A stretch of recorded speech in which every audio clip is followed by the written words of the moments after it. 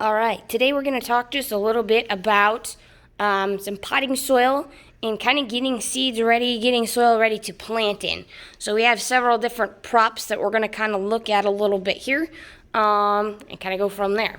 So we have our seed bags. Obviously, anytime you're going to plant, you need something to plant. We're not actually planting corn today, but this is an example of what the seed bags are going to look like. Sometimes you could start with slips, so plants kind of started to grow that have some root growth on them that you're going to plant and have the seeds grow a little faster, or you could be transplanting, which means you're popping a plant out of a small container and moving it to a bigger or different container.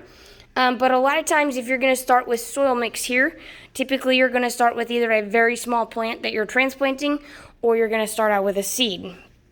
So these would be kind of some big seeds. Obviously we would probably start in little containers, but it's just an example of kind of what the seed bag looks like if you've never seen one.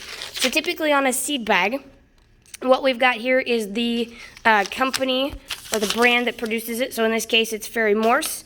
It tells what it is. So in this case, sweet corn, it tells the variety, Golden Cross Bantam Hybrid.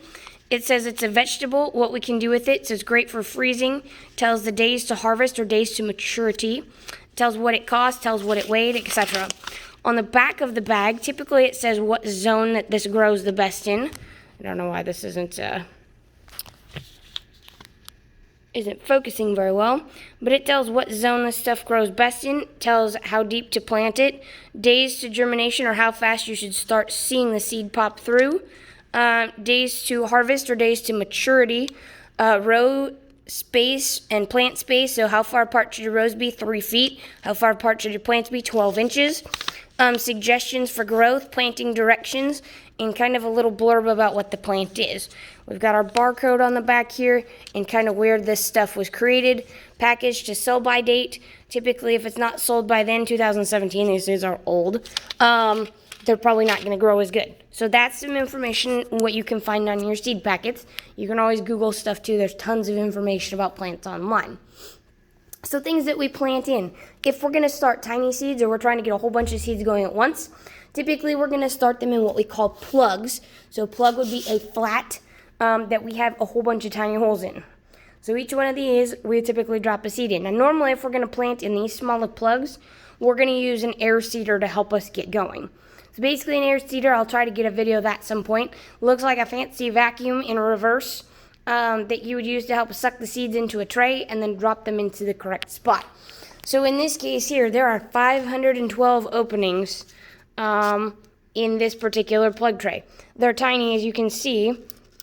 My index finger kind of fits right inside of those.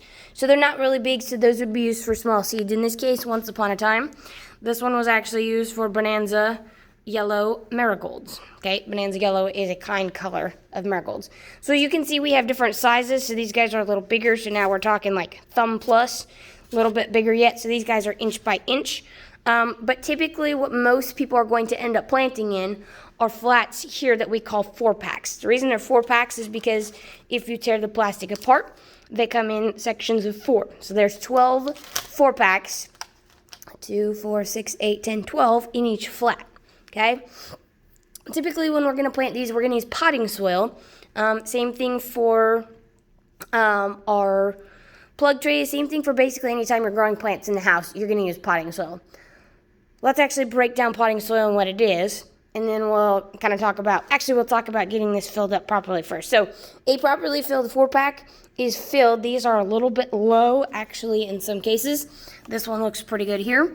So a properly filled 4-pack is basically going to go right up to the middle divider of the 4 in the pack. So not quite to the edge of the whole entire 4-pack itself, but kind of to the middle edge here. We're going to fill it right to there with our soil.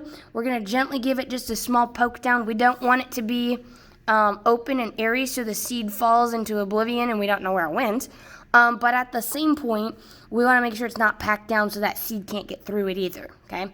So we're just going to gently give it a little pack down, make sure we've got all the air pockets out of there, make sure that it's kind of leveled out so we can see each of the openings. So this is what it should look like properly filled, right up to the edge.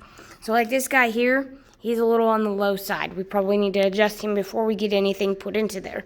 So in this case, we actually just planted these. My class did not do a good job of making sure that they're all filled, nor did I do a very good job of double checking. But they planted columbine my can of Giant mix, or Great mix, I guess, in here. Giant, Great. Giant. This is why your labeler has to have good handwriting. So we always label everything. In this case, we did not label each 4-pack because this whole entire flat is our Columbine, okay? So, our potting mix. So this is what we're using for potting mix. So this is actually kind of a high-end mix. It's a Pro Mix BX. It's got a biofungicide and mycorrhizae, and they're basically supposed to help keep our soil healthier. This is a growing medium, which means we can grow stuff in it.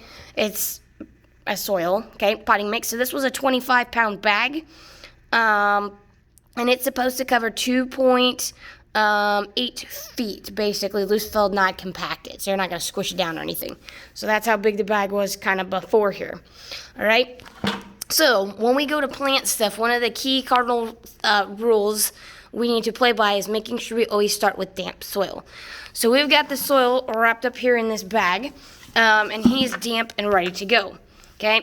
So potting soil typically is very loose. This stuff you'll see here is not real dusty, and it's kind of covering my hand a little bit. It's just wet enough that it's going to kind of clump together a tad when we squeeze it.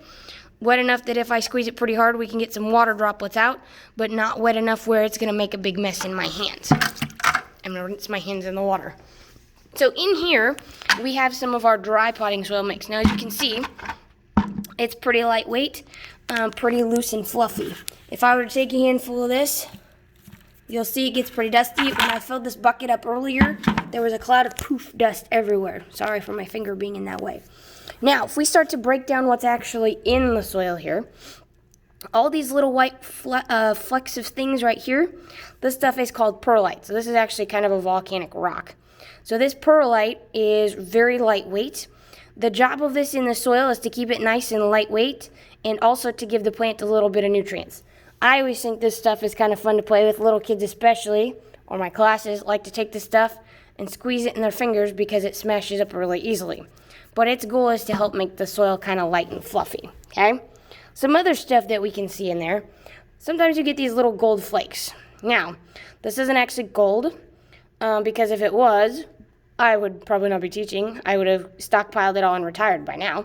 But this actually, if I could get this to focus better, is what we call vermiculite. So this is another volcanic rock, actually, that we will put into our potting soil, again, to help kind of give it some fluff and some texture.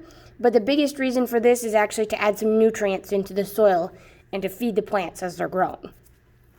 Besides that, typically there's different kinds of ash, different kinds of lime, different kind of nutrients you could add into it. In some cases, actual soil content from outside, which is basically just rocks and minerals if you think about it.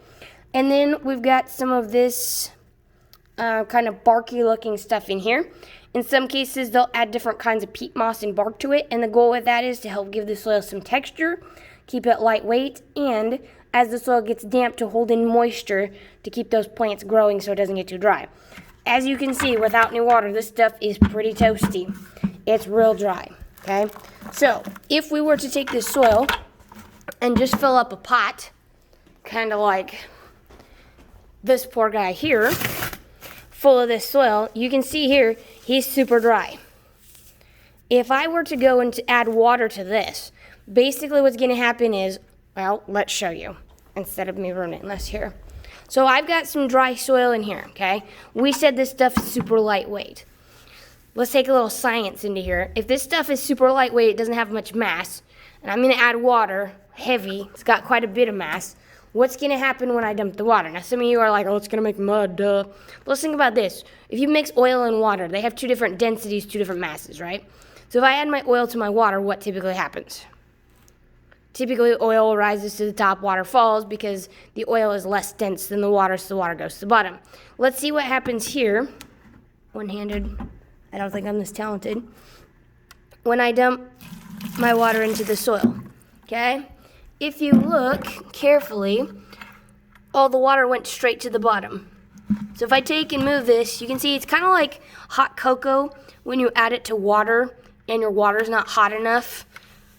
It all just sits on the top and doesn't mix in, and then you try to push it down with a spoon and mix it in, and all it does is sit on top and annoy you until you mix it hard enough, right? If I'm to take and mix this now This is a little too wet. But you can see that this soil is actually a lot better. It's not dry, it's not fluffy. It's going to work a lot better for us to put the seed in. If we were to just take this water and dump it in that big container that we've got up there, basically what would happen is the water is going to sink to the bottom, the soil is going to float to the top, and any seeds we planted are going to wash away. So we're always going to start with a damp soil mix to kind of go. There's a big piece of bark for you, right? Gold on my hand, I'm rich. So that's kind of what's in our soil, why we start with damp soil, what our seed packages look like, kind of what our flats look like in a nutshell. So that's some information before you start planting.